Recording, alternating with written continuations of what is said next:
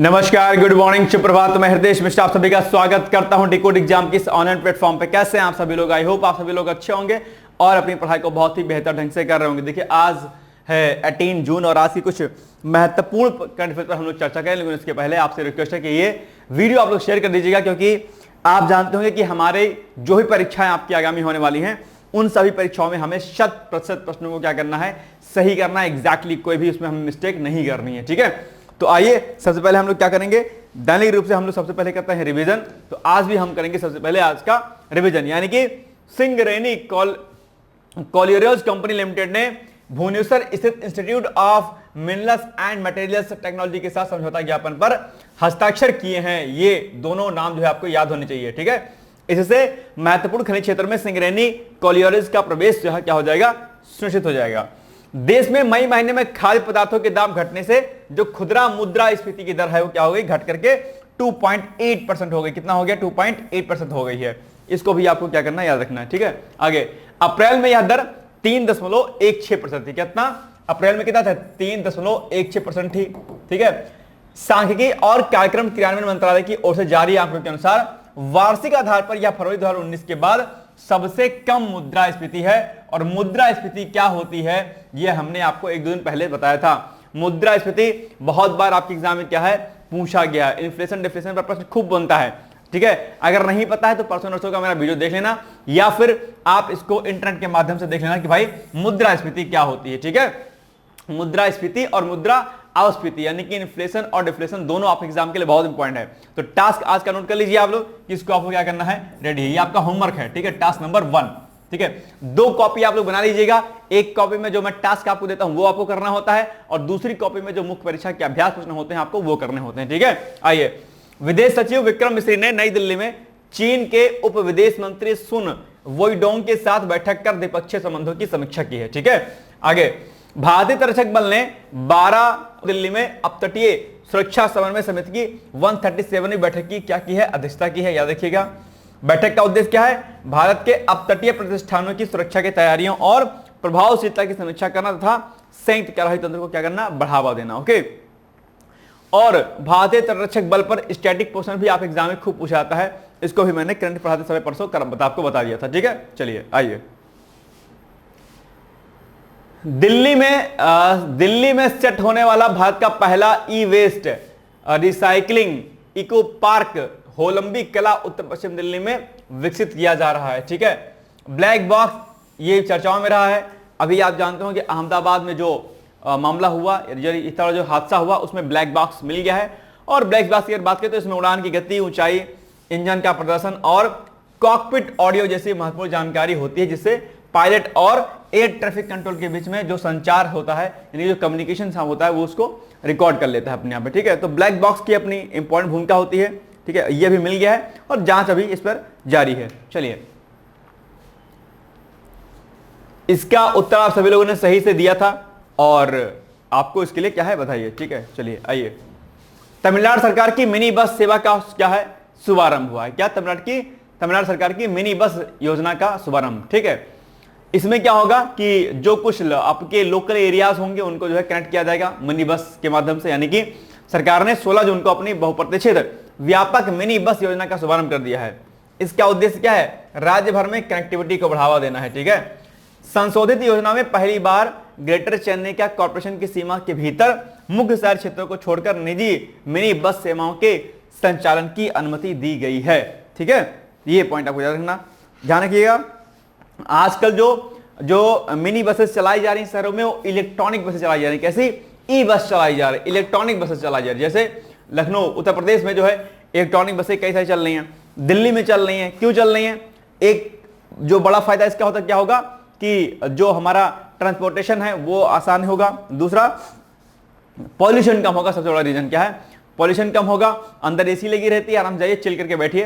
हालांकि कॉस्ट थोड़ा ज्यादा है एसी बसों का, जो मिनी बसेस जो होती हैं या नॉर्मल जो बसेस चलती हैं उनका किराया थोड़ा ज्यादा है, लेकिन फिर भी इसके बाद भी जो है कि चीजें क्या है, अच्छी हैं, कोई दिक्कत वाली बात वहां पर नहीं है, ठीक है। चलिए आगे, इस शुभारंभ के तहत चेन्नई शहर में 20 निजी मिनी बसों की सेवा शुरू होने की उम्मीद है। परिवहन विभाग के वरिष्ठ अधिकारियों के मुताबिक इस योजना के तहत तमिलनाडु में कुल 2084 नए मिनी बस रूट जो है शुरू कर दिया गया। तो ये तमिलनाडु के लिए एक अच्छी खबर है, मतलब कि वहां पर जो है चीजें बेहतर ढंग से करेंगे। ठीक है, बाकी और कई प्रकार की जानकारी हमें दी है कि भैया रूट जो है निर्धारित किया जाएगा, कहां से कौन कौन से बसें जाएंगे। तो ये अपने आप में इस शहर के लिए बड़ा फायदेमंद होगा, है ना। आइए, तमिलनाडु सरकार ने किस दिन अपनी नई व्यापक मिनी बस योजना का शुभारंभ किया? सिंपल सी बात है, 16 जून को किया था, मुझे आता है यहां तक, तो सी इज द राइट आंसर होना चाहिए, है ना। ठीक है, देश के 4 उत्कृष्टता केंद्रों में नक्शा आवासों का राष्ट्रीय भू स्थानिक ज्ञान आधारित भूमि संरक्षण कार्यक्रम। आप जानते हो क्या? शहरी आवासों का राष्ट्रीय भू स्थानिक ज्ञान आधारित भूमि सर्वेक्षण कार्यक्रम, यानी कि मैप कर रहा है कहां पर क्या है।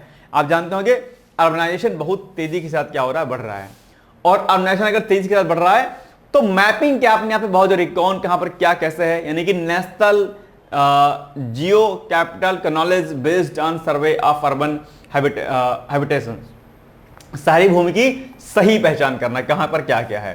अर्बनाइजेशन तेजी से बढ़ रहा है, इसलिए इसकी सटीक जानकारी का होना हमारे पास क्या है, जरूरी है। उसी के लिए कार्यक्रम चलाया जा रहा है, यानी कि ग्रामीण विकास मंत्रालय का भूमि संसाधन विभाग, ठीक है, देश के 4 उत्कृष्टता केंद्रों में नक्शा यानी कि शहरी आवासों का राष्ट्रीय भू स्थानिक ज्ञान आधारित भूमि सर्वेक्षण कार्यक्रम के तहत क्षमता निर्माण कार्यक्रम के चरण 2 का दूसरा बैच शुरू करने जा रहा है। पहली बार एक बार हो गया, दूसरी बार शुरू हो रहा है। आइए आगे बढ़ते हैं हम लोग। नक्शा कार्यक्रम इस चुनौती का समाधान एक साहसिक प्रौद्योगिकी संचालित दृष्टिकोण से करता है। नक्शा कार्यक्रम को भारत सरकार के भूमि संसाधन विभाग द्वारा भारतीय सर्वेक्षण विभाग, NICSI, NPSEDC और 5 उत्कृष्टता केंद्रों के सहयोग से एक पायलट कार्यक्रम के रूप में लागू किया जा रहा है। नक्शा को 27 राज्यों और 3 केंद्र शासित प्रदेशों के 157 शहरी स्थानीय निकायों में लॉन्च किया गया है अपने आप पे। तो ये कार्यक्रम इंपॉर्टेंट है, हो सकता है आप एग्जाम में कहीं पूछ ले आपसे। ठीक है, अब आप बताइए, 3 कथन दिए गए, बताओ कौन सा सही है। निम्नलिखित कथनों पर विचार करना है, फिर बताना कौन सा कथन सही है। नक्शा कार्यक्रम शहरी आवासों की भू स्थानिक ज्ञान आधारित भूमि सर्वेक्षण से संबंधित है। ठीक है, यह कार्यक्रम निजी क्षेत्र के सहयोग से पूरी तरह संचालित है। दूसरा, यह कार्यक्रम क्षमता निर्माण के लिए उत्कृष्टता केंद्रों प्रशिक्षण सत्र भी संचालित करता है। बिल्कुल सही बात है, लेकिन इसमें अगर मुझे लग रहा है कि ये कथन नहीं सही है, दूसरा नहीं सही है, मुझे लग रहा है 1 और 3 सही है। तो 1 और 3 कहां पर? ए वाले ऑप्शन में है, यानी कि ए होना चाहिए सही मेरे अकॉर्डिंग। ठीक है, बिल्कुल सही बात है। आइए, प्रधानमंत्री 15 से 19 जून तक साइप्रस, कनाडा और क्रोएशिया की आधिकारिक यात्रा पर जो है आप जानते होंगे, और ये प्रश्न एग्जाम के लिए क्या है, बहुत आवश्यक है। खासकर साइप्रस के जो देश है, साइप्रस के बारे में आपके क्वेश्चन पूछा जा सकता है। ठीक है, तो पीएम मोदी 15 से 19 जून, ठीक है, ये डेट आपको एग्जैक्टली याद रखना है, कहां पर? साइप्रस, कनाडा और क्रोएशिया की यात्रा पर। ठीक है, 15 से 16 जून को राष्ट्रपति निकोस क्रिस्टोडालिडेस के निमंत्रण पर साइप्रस गणराज्य के दौरे पर थे वो। ठीक है, ये अब साइप्रस के राष्ट्रपति के बारे में पूछ सकता है आपके, तो आपको नाम बताना है निकोस क्रिस्टोडालिडेस। ठीक है, ये इनका नाम आपको याद रखना है। ठीक है, 18 जून को क्रोएशिया गणराज्य के राष्ट्रपति जोरान मिलेनोविच और प्रधानमंत्री आंद्रेज प्लेकोविच के साथ बैठक की। यह भी आपको ध्यान रखना, पॉइंट आपके लिए इंपॉर्टेंट है। ठीक है, ये सब चीजें क्या आपके लिए बड़ी इंपॉर्टेंट है। अब क्रोएशिया के राष्ट्रपति का भी नाम आपको क्या करना है, याद रख लेना है, जो कि आपके एग्जाम के लिए क्या है, आवश्यक है। क्रोएशिया के राष्ट्रपति कौन है, ये इनका नाम आपको याद रखना है। अभी इधर साइप्रस का नाम राष्ट्रपति का याद रखा, अब इधर क्रोएशिया का याद रख लीजिए। आगे, किसी प्रधानमंत्री मोदी की ये जो है, मतलब किसी प्रधानमंत्री की क्रोएशिया की यह पहली यात्रा होगी। ठीक है, ये बड़ी बात है, इसलिए क्रोएशिया से प्रश्न बनना आप एग्जाम के लिए क्या है, आवश्यक है। ठीक है, मतलब बन सकता है।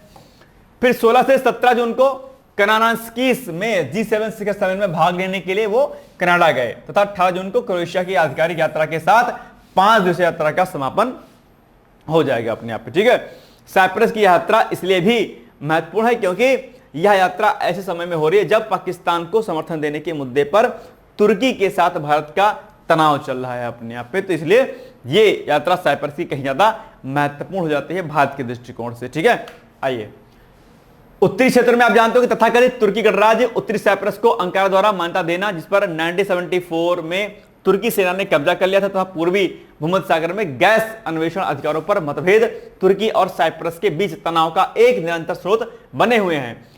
ठीक है, तो ये पॉइंट आपको इतना जो है याद रखना, शायद इससे आपको जो है समझ में आ जाएगा कि आखिर जो है साइप्रस की यात्रा करना भारत के दृष्टिकोण से कितना महत्वपूर्ण है। आप ये जो पॉइंट लिखा है, क्या आप इस पॉइंट को समझ पा रहे हैं कि बेसिकली क्या कहना चाह रहा है? अगर आप समझ पा रहे हैं कि इसका क्या असर पड़ेगा भारत पर, क्योंकि तुर्की के साथ आपने देखा कि पाकिस्तान के साथ जब युद्ध हुआ तो तुर्की ने खुल के जो है खुल के कह लीजिए या चुपके से कह लीजिए साथ दिया, सपोर्ट किया अपने आप पे, ठीक है। तुर्की है एक ऐसी कंट्री थी, जबकि तुर्की की हेल्प भारत ने बहुत बड़े स्तर पर की थी, आप जानते होंगे, लेकिन बावजूद इसके कि ठीक है वो कहीं ना कहीं एक जो चीज होती है ना एक अलग प्रकार की, वो आ ही जाती है इंसान के अंदर, ठीक है। तो तुर्की ने पाकिस्तान की हेल्प किया। खैर एनीवेज, बट साइप्रस की यात्रा करना भारत के लिए एक बड़ी कूटनीतिक जो है जीत के रूप में आगे देखा जाएगा, और वो भी तब जब जो है कोई प्रधानमंत्री इसकी यात्रा पहली बार कर रहा हो, ठीक है। आगे G7 शिखर सम्मेलन में प्रधानमंत्री मोदी की लगातार छठी भागीदारी भी होगी, याद रखिएगा। और अगर बात हम लोग थोड़ा सा साइप्रस की कर लेते हैं, क्योंकि साइप्रस चर्चाओं में है, डेफिनेटली साइप्रस से प्रश्न बन सकता है। तो साइप्रस यूरोप का एक क्या है, द्वीपीय देश है जो भूमध्य सागर के पूर्वी भाग में क्या है, स्थित है। राजधानी क्या है इसके यहाँ की, निकोसिया है। आधिकारिक भाषा यूनानी और तुर्की है। मुद्रा यूरो है। सरकार का प्रकार क्या, रिपब्लिक कंट्री है, गणतंत्रात्मक है। भूमध्य सागर का तीसरा सबसे बड़ा द्वीप सिसिली और सार्डिनिया के बाद जो है ये है, ठीक है। यही बात देखिए, ध्यान रखिएगा, क्या भूमध्य सागर का सबसे बड़ा द्वीप है, किसके बाद, सिसिली और सार्डिनिया के बाद। सिसिली से कई बार प्रश्न आपके एग्जाम पूछा गया, ठीक है। आगे अब इसके उत्तर में क्या है, तुर्की है। अगर हम बात करेंगे किसके, साइप्रस के, तो इसके उत्तर में क्या है, तुर्की है। ये साइप्रस हो गया, इसके उत्तर में आप देख पा रहे हो यहां पर क्या है, तुर्की है अपने आप में, ठीक है। आगे बढ़िए, पूर्व में सीरिया और लेबनान, तो पूर्व में क्या हो गया आपका, सीरिया हो गया, और इधर क्या हो गया आपका, लेबनान हो गया आपका, नहीं हो गया, ठीक है। आइए, और निकोसिया की राजधानी यहां पर दिखी रही होगी आपको, ठीक है। दक्षिण में मिस्र, और दक्षिण में मिस्र है। दक्षिण में आ जाइए तो आपको दिखाई देगा कहीं पर मिस्र। कहां पर है भैया मिस्र, मिस्र नहीं है इसमें, कोई बात नहीं, दक्षिण में मिस्र है, ठीक है, बट यहां पर शो नहीं हुआ मैप में, कोई बात नहीं, ठीक है। और पश्चिम में आपका ग्रीस है। तो पश्चिम में अगर आ जाओगे तो आपको दिखा देगा पश्चिम में क्या है आपका, ग्रीस है, सॉरी ये ग्रीस है, पश्चिम में क्या आपका, ग्रीस है। तो ये आप लोग क्या करना है, विशेष तौर पर आपको याद रखना है। और अब इसको हम लोग थोड़ा सा जूम करके मैं आपको थोड़ा सा दिखा देता हूं, ठीक है। चलिए आइए, ये देखो, दिख रहा है आप लोग को, ये क्या है आपका, देखो ये देखो मैप में देखो, ये क्या है आपका, ये है आपका साइप्रस, ठीक है। ये इसकी राजधानी, उत्तर में तुर्की हो गया, पूर्व में आपका क्या हो गया, सीरिया लेबनान हो गया, इधर आपका जो है मिस्र पड़ जाएगा, लेकिन दिखा नहीं है, और इधर आपका जो है ग्रीस पड़ जाएगा पश्चिम में, ठीक है। तो ये मैप आप जो है देखिए, इधर दूर क्या है आपके, ब्लैक इधर दिखाई दे रहा है, और इधर आपका ये देखिए यहीं पर क्या आपका इजराइल है। इजराइल भी चर्चाओं में है ना, ध्यान रखिएगा। तो ये आपका इजराइल है आपका, फिर ठीक है। तो ये पॉइंट आप यहां पर देख लीजिएगा, ये आपके एग्जाम के लिए क्या है, जरूरी है, ठीक है। कई बार मैप से प्रश्न क्या होता है, पूछ लेता है आपके एग्जाम में, ठीक है। चलिए एक चीज और देखिए कि ट्रोओडोस पर्वत और किरिनिया पर्वत, प्रमुख पर्वत यहाँ की क्या है, श्रृंखलाएं हैं। अब आप एग्जाम में चूंकि साइप्रस चर्चाओं में है तो पूछ लेगा भैया बताओ कि यहाँ ये किस देश की पर्वत हैं, श्रृंखलाएं हैं, तो क्या ट्रोओडोस और किरिनिया पर्वत श्रृंखला जो हैं, यानी कि ये जो है क्या है अपने आप में जो है साइप्रस की क्या है, पर्वत श्रृंखलाएं हैं। तो ये पॉइंट भी आपको क्या करना है, याद रखना है। कई बार ऐसे जगह प्रश्न पूछ लेता है, अब आप हक्का बक्का हो गया यार, ऐसे कैसे पूछ लिया यार, क्या हो गया क्या नहीं होगा। चलिए आइए, कथन एक है, आपको बताना है, प्रधानमंत्री मोदी 15 से 19 जून के बीच में साइप्रस, कनाडा और क्रोएशिया की आधिकारिक यात्रा की, ठीक बात है, बिल्कुल सही बात है। दूसरा, उन्होंने 16 से 17 जून को कनाडा के कनानस्किस में आयोजित G20 शिखर सम्मेलन में भाग लिया, ओके। कथन 3 है, यह किसी भी भारतीय प्रधानमंत्री की क्रोएशिया की पहली आधिकारिक यात्रा थी, ठीक बात है, ओके। अब आपको बताने कौन सा कथन सही है, 1 और 3 सही है, या केवल 2 सही है, या फिर 1 और 2, या फिर सभी कथन सही है, बताओ। देखते हैं दिमाग आपका कितना सही है, कौन सा कथन सही होगा, बताओ मुझे, बताओ भैया कौन सा कथन सही होगा। इसमें यह रॉन्ग है बाबूजी लोग, ये क्या है, रॉन्ग है। G20 शिखर सम्मेलन लिखा हुआ है, और क्या होता है, G7 शिखर सम्मेलन हुआ है ना, तो बस ये रॉन्ग हो गया, ये और ये क्या हो जाएगा सही, यानी कि 1 और 3 कथन सही हैं, तो बस एक और ए वाला ऑप्शन क्या हो जाएगा आपका एग्जैक्टली सही हो जाएगा, बस बात खत्म हो गई, दिमाग क्यों लगाना फालतू का। चलिए, भारत में जॉब पोस्टिंग में 8.9% की वृद्धि हुई है। हालिया एक रिपोर्ट आई है, उस रिपोर्ट में जो है कई सारी जानकारियां आपको जो है दी गई हैं, ठीक है। तो हाल ही में जारी एक रिपोर्ट के अनुसार जो है ग्लोबल जॉब प्लेटफॉर्म इंडीज द्वारा संकलित आंकड़ों के अनुसार मई में भारत में जॉब पोस्टिंग में 8.9% की क्या हुई, वृद्धि हुई है, जो थोड़े समय के ठहराव के बाद एक मजबूत जो है अपने आप में क्या है वापसी है। फ्लक्चुएशन चलता रहता है जॉब में, ठीक है, बट फिलहाल जो है भारत एक मजबूत स्थिति है अपने आप में, है ना। ज्वाइनिंग यहां पर अच्छी खासी हो रही, कोई दिक्कत वाली बात नहीं है। ग्लोबली अगर बात करें तो भर्ती की धीमी गति के बावजूद भारत के फॉर्मल जॉब मार्केट में विविध क्षेत्रों में बढ़ती मांग के कारण एक जो है क्या मजबूत पुनरुत्थान देखने को मिल रहा है। ऐसा नहीं कि इंडिया में जॉब नहीं है, बहुत है, बहुत जॉब है, लेकिन दिक्कत क्या है कि एक समस्या सबसे बड़ी यहां पर है कि जो आपका बिहार, ठीक है, उत्तर प्रदेश, राजस्थान, मध्य प्रदेश, ठीक है, ये कुछ जो एरिया हैं आपके, खासकर जो बड़े स्टेट है अपने यहाँ पे, यहां पर गवर्नमेंट जॉब का बड़ा क्रेज है अपने यहाँ पे। और ये चूंकि सबसे बड़े स्टेट में आते हैं भाई, उत्तर प्रदेश आपका सोच लो कितना बड़ा है, बिहार, इधर झारखंड, प्लस इधर आपका राजस्थान, आपका मध्य प्रदेश, छत्तीसगढ़, ये सब कुछ स्टेट ऐसे हैं, उत्तराखंड आपका, ठीक है, ये सब कुछ स्टेट ऐसे हैं जहां पर गवर्नमेंट जॉब का चस्का ज्यादा है थोड़ा सा, इसलिए थोड़ा सा स्थितियां विपरीत रहती हैं। लेकिन अब बाकी अगर आप देखेंगे प्राइवेट सेक्टर में एक बढ़िया जो है जॉब स्किल सब चीजें होती हैं, ऐसा नहीं है, तो वहां पर भी एक बढ़िया है। इनफैक्ट आप अपना खुद का काम शुरू कीजिए, स्टार्टअप कीजिए अपना, ठीक है। सरकार इतना सारा फंडिंग कर रही है, उत्तर प्रदेश सरकार जो है 5 लाख तक का विदाउट एनी इंटरेस्ट आपको लोन देती है, फिर उसके बाद 10 लाख तक का देती है, मुद्रा योजना है, ऐसे बहुत सारी योजनाएं हैं आपके लिए जो आप अपना काम शुरू कर सकते हैं रिस्क लेकर के। रिस्क नहीं लेंगे, आप सोचेंगे आप गवर्नमेंट जॉब क्यों करते हो, पसंद है आपको देश के लिए काम करना, ये वो कुछ नहीं, फालतू बातें होती, बकवासबाजी होती है। आप क्यों करना चाहते हो, क्योंकि सिक्योरिटी रहती है, क्या रहती है, सिक्योरिटी रहती है, गए मन हुआ तो गए, नहीं मन हुआ तो नहीं गए, ना कुछ निकाले नहीं जाओगे। लेकिन अगर फाइनेंशियल इमरजेंसी आती है तो निकाला भी जा सकते हो, ठीक है, ध्यान रखिएगा। बट अभी तक फिलहाल ऐसा हुआ नहीं है, तो आपको लगता है यार टेंशन नहीं यार, अपना ले लेंगे, लोड नहीं लेंगे, कोई फिक्स सैलरी आएगी, अपना ये कर लेंगे, वो कर लेंगे, एक लोग 4 आदमी बोलेंगे यार हाँ गवर्नमेंट जॉब करता है। आप अपनी स्टेटस को मजबूत करने के लिए जो है करते हो जॉब, आप देश से काम नहीं आते हो, ठीक है, लेकिन आप रिस्क नहीं लेना चाहते हो। आपसे कोई 10 लाख रुपया लगा दो बिजनेस में, नहीं लगाओगे आप, ठीक है, लेकिन लगाना चाहिए, है ना, रिस्क लोगे। No risk no pain no gain, है ना, जब तक कुछ पेन नहीं होगा तब तक गेन नहीं होगा। आइए तो बट इसमें बात यही कही गई है कि भाई जॉब की कमी कोई है नहीं, विशेषकर जॉब की ज्वाइनिंग बढ़िया मतलब लोग हो रहे हैं। रिपोर्ट में दावा किया गया कि यहां पर स्थिति मजबूत है। रिपोर्ट में पाया गया कि पिछले 3 महीनों में लगभग 80% व्यवसाय में जॉब पोस्टिंग में वृद्धि हुई है। जॉब पोस्टिंग को लेकर के चाइल्ड केयर में 27%, personal care and home health में 25%, शिक्षा में 24% और प्रोडक्शन एंड मैन्युफैक्चरिंग में 22% की सबसे अधिक वृद्धि जो है दर्ज की गई है अपने आप पे, ठीक है। तो इस वर्ष मई तक भारत में सभी जॉब पोस्टिंग में के 1.5% में जनरेटिव एआई का जिक्र था, जो पिछले वर्ष की तुलना में दोगुने से भी क्या हो गया, अधिक हो गया अपने आप पे, ठीक है।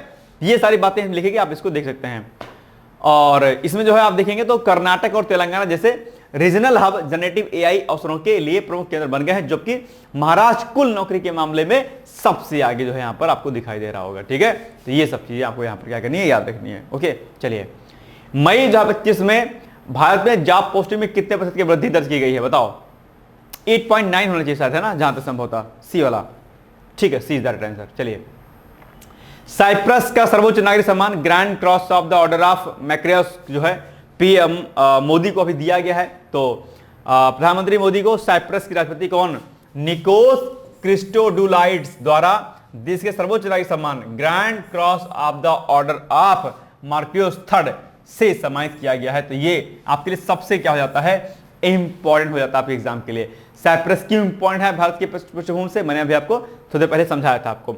यह सम्मान साइप्रस के पहले राष्ट्रपति माकारियोस तृतीय के नाम पर जो है दिया जाता है, और यह केवल प्रमुख राष्ट्राध्यक्षों या विशेष सेवा देने वाले व्यक्तियों को ही प्रदान किया जाता है, ऐसा नहीं कि किसी को भी प्रदान कर दिया जाएगा, ठीक है। तो ये पॉइंट भी आपको क्या करना है, याद रखना है। राष्ट्रपति भवन में आयोजित समारोह के दौरान यह सम्मान उनको दिया गया है।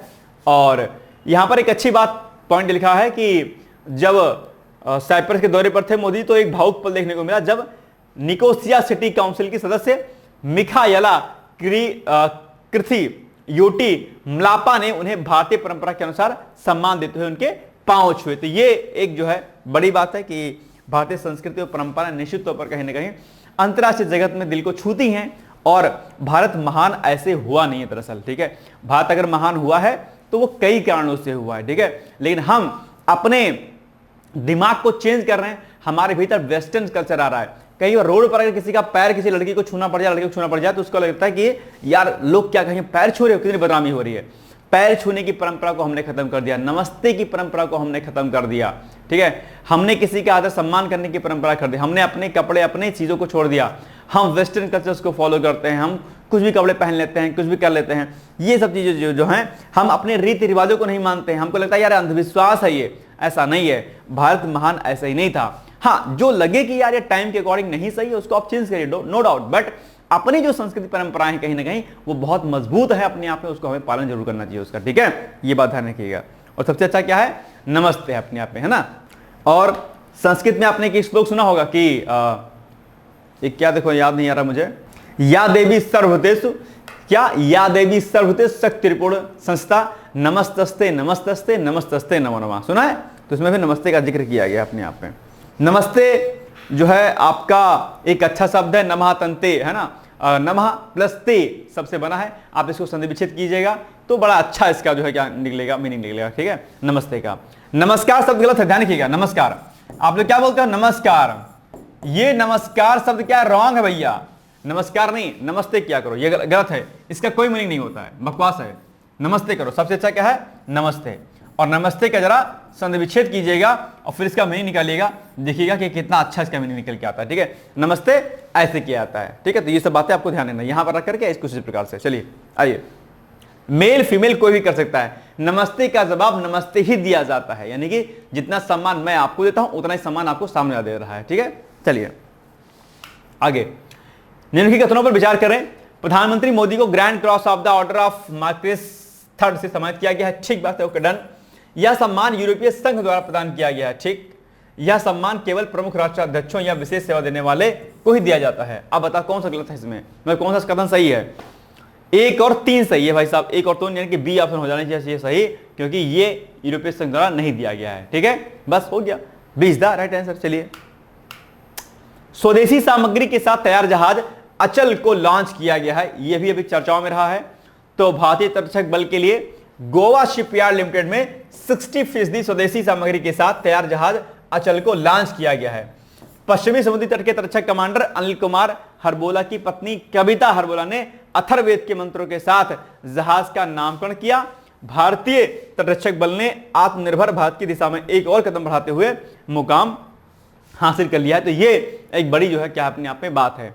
गोवा शिपयार्ड लिमिटेड में भारतीय तटरक्षक बल के लिए 8 फास्ट पेट्रोल वेसल का निर्माण भी किया जा रहा है। यह अनुबंध 28 मार्च 2022 को 473 करोड़ रुपए में हुआ था अपने यहाँ पे। तो ये भी क्या आपके लिए जरूरी है, स्वदेशी सामग्री से बना हुआ है ना, ठीक है। क्या जहाज का नाम क्या है, अचल नाम है इसका, ठीक है। तो ये बड़ी बात है। आजकल मेक इन इंडिया और मेड इन इंडिया क्या धूम मचा रहा है अपने आप में, है ना। चलिए बाकी उसके बारे में कुछ पॉइंट यहां पर दिया गया है, ठीक है। इस श्रेणी के जहाज की लॉन्चिंग के साथ भारतीय तटरक्षक बल और जीएसएल ने अपनी दीर्घकालिक साझेदारी विकसित की है, जिससे आत्मनिर्भर भारत की वास्तविक जो है छवि हमारे सामने उभर के आ रही है अपने आप पे, है ना।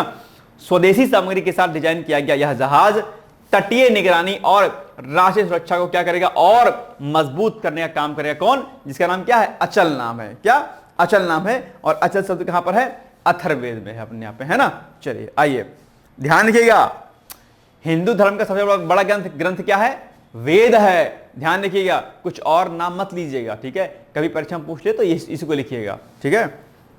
लोग अलग अलग ग्रंथ बताते रहते हैं। गोवा शिपयार्ड लिमिटेड ने भारतीय तटरक्षक बल की जरूरतों को पूरा करने के लिए जहाज को इन हाउस डिजाइन और निर्मित किया है। जहाज की लंबाई 52 मीटर, चौड़ाई 8 मीटर, अधिकतम गति 27 नॉट्स सीपीपी आधारित प्रणोदन प्रणाली और 320 टन का विस्थापन है। उन्नत फास्ट पेट्रोल पोत भारतीय तटरक्षक बल को अब तटीय संपत्तियों और द्वीप क्षेत्रों की रक्षा करने में क्या करेगा, मदद करेगा। यानी ये अपने आप में एक बड़ी शक्ति के रूप में उभर रहा है, ठीक है। अब आपको इस कथनों पर विचार करना है, बताना है कौन सा कथन सही है। नंबर 1, गोवा शिपयार्ड लिमिटेड में अचल नामक फास्ट पेट्रोल वेसल का निर्माण 60% से अधिक स्वदेशी सामग्री से किया गया है, ठीक है। इस जहाज का नामकरण राष्ट्रपति द्वारा किया गया, ठीक। आगे, यह जहाज तटीय निगरानी और राष्ट्रीय सुरक्षा को मजबूत करेगा, बिल्कुल सही बात है। लेकिन यह कथन क्या आपका गलत है, ठीक है। तो 1 और 3 सही है, यानी कि 1 और 3 कहां पर है, ए वाले में है। 1 और 3 इज द राइट आंसर, ठीक है। चलिए, खान क्वेश्चन अभ्यास, यह भी चर्चाओं में रहा है, ठीक है। और इस पर ऑलरेडी मैंने एक दिन प्रश्न बनाया था, लेकिन चूंकि अभी चर्चाओं में दोबारा से है तो आपको एक बार इस पर जानकारी इकट्ठी कर लेनी चाहिए, ठीक है। तो खानकश सैन्य अभ्यास 28 जून 2025 तक चलेगा। इसका उद्देश्य विभिन्न देशों के बीच सैन्य सहयोग को क्या करना है, बढ़ावा देना है। खानकश का ये एक मुख्य क्या है, उद्देश्य है। आप लोग को क्या करना है, इस बारे में आपको चीजों को इकट्ठा जानकारी जो है क्या करनी है, ले लेनी है, और आपको बिल्कुल भी इसको भूलना नहीं है। दूसरा, अच्छा मैंने कई बार आपसे कहा है कि जितने भी प्रमुख युद्धाभ्यास होते हैं उनके बारे में आपको जानकारी होनी चाहिए। उसकी एक लिस्टिंग आप लोग क्या करिएगा, जरूर कर लीजिएगा, ताकि ये ना रहे कि जब अलग अलग युद्धाभ्यास आपके एग्जाम में आए तो आप वहां पर भूल जाएं उसको। आपके दिमाग में इतनी चीज रहनी चाहिए कि यार ये वाला युद्धाभ्यास इस देश के मध्य में हुआ है, इस तारीख को हुआ है, और जो है इसका पिछला संस्करण यानी कि लास्ट बार ये किस एग्जाम में हुआ था, मतलब किस जो है उसमें हुआ है वर्ष में, ये पॉइंट आपको क्या करना चाहिए, याद होना चाहिए। नहीं तो क्या होगा कि जब आप युद्धाभ्यास पढ़ोगे पता चलेगा कि यार ये वाला तो इन देश के मध्य में हुआ, ये वाला इन देश के मध्य में हुआ, और आपको कंफ्यूजन होगा।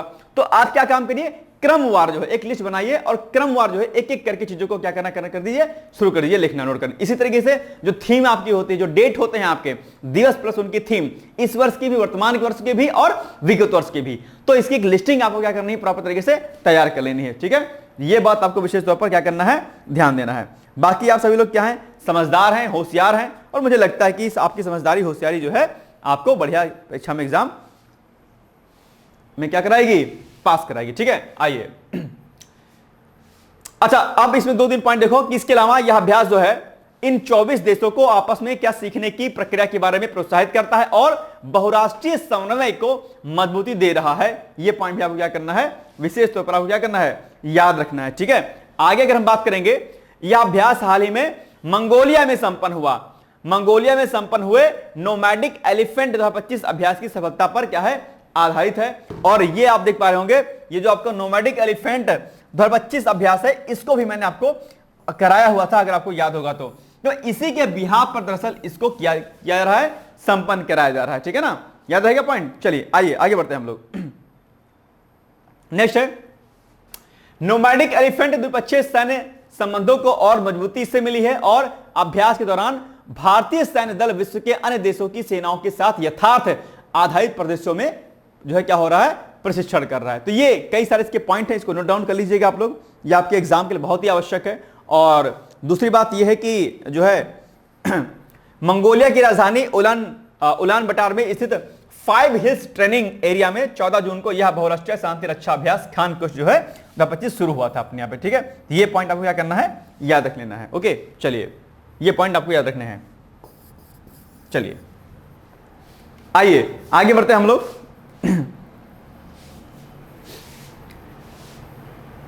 और आप देख पा रहे हैं कि मंगोलियाई सशस्त्र बलों की ओर से यूएस इंडो पैसिफिक कमांड के सहयोग से आयोजित इस अभ्यास में 24 देशों की सैन्य टुकड़ियां जो है क्या रही हैं, भाग ले रही हैं। खानकश 2025 का मुख्य अभ्यास संयुक्त राष्ट्र के अंतर्गत शांति रक्षा अभियानों के लिए समन्वय एवं क्षमता निर्माण को क्या करेगा, सुदृढ़ करेगा। तो ये पॉइंट भी आपके लिए क्या है, बहुत ही आवश्यक है। ठीक है, ये सारे पॉइंट आप लोग क्या करिएगा, नोट कर लीजिएगा। और अब इस पर आधारित आपके सामने क्या है, प्रश्न है।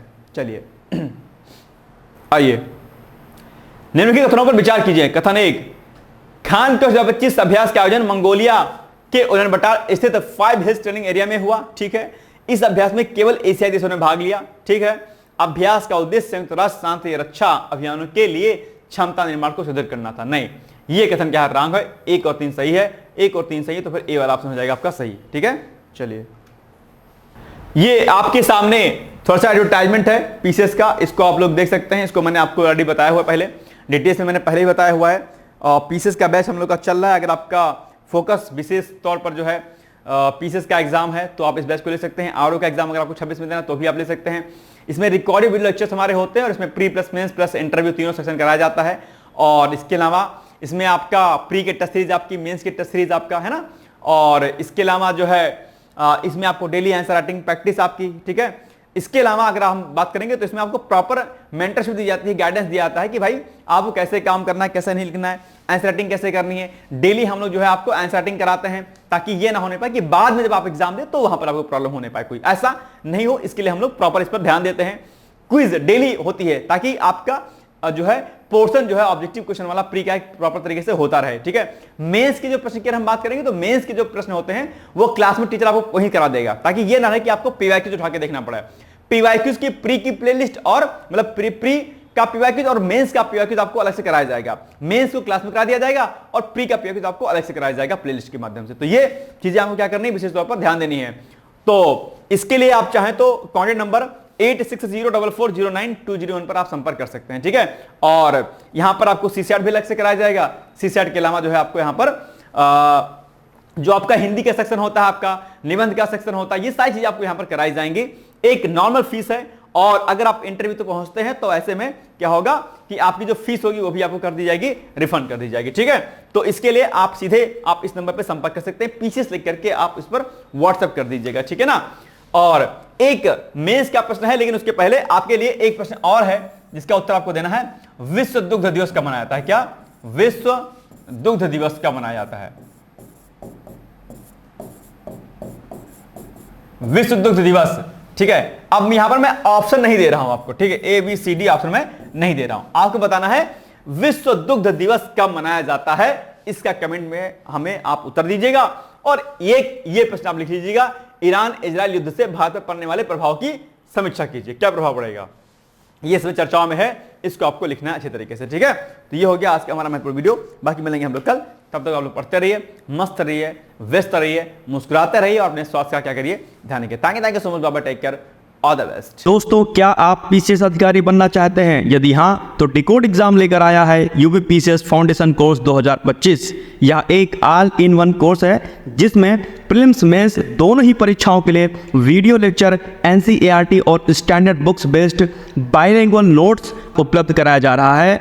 इस कोर्स में प्री और मेंस के सभी प्रीवियस ईयर क्वेश्चंस पेपर भी वीडियो लेक्चर के माध्यम से कोर्स में सम्मिलित होंगे। साथ ही साथ में कोर्स का कंटेंट गुणवत्तापूर्ण होने के साथ ही साथ एग्जाम ओरिएंटेड है, जिससे कोर्स लेने वाले स्टूडेंट्स को कोई भी बाहरी पुस्तक या नोट्स पढ़ने की आवश्यकता न पड़े। इस कोर्स में प्रीलिम्स और मेंस के टेस्ट सीरीज तथा आंसर राइटिंग प्रोग्राम भी शामिल है, जिसके साथ ही साथ टेलीग्राम ग्रुप में रेगुलर टॉपिक वाइज टेस्ट कराए जाएंगे।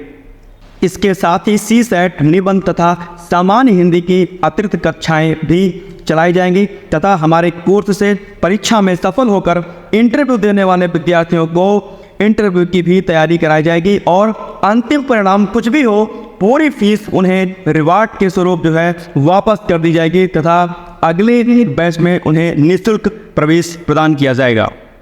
उल्लेखनीय है कि डिकोड एग्जाम एक संस्थान के रूप में 5 वर्ष के अपने सफल कार्यकाल में अब तक 55 से अधिक विद्यार्थियों को विभिन्न परीक्षाओं में अंतिम सफलता दिलाने में अपना सफल योगदान दे चुका है।